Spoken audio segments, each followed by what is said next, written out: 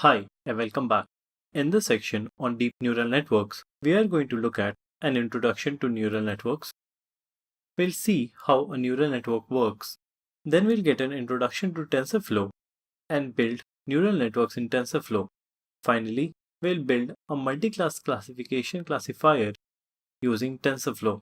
In this video on introduction to neural networks, we are going to look at what is a neural network and we'll learn about something called a feed-forward neural network architecture.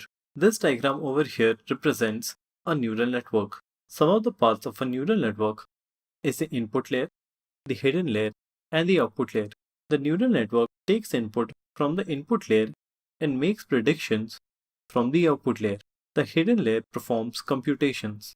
Since the hidden layer is not directly involved with the input or the output and it is not directly visible to the user, it is called the hidden layer.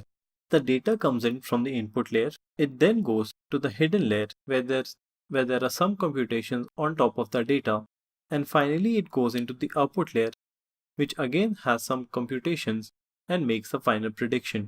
When a neural network has more than one hidden layer, it is called a deep neural network. Ideally, a deep neural network will have more than 2 to 3 hidden layers.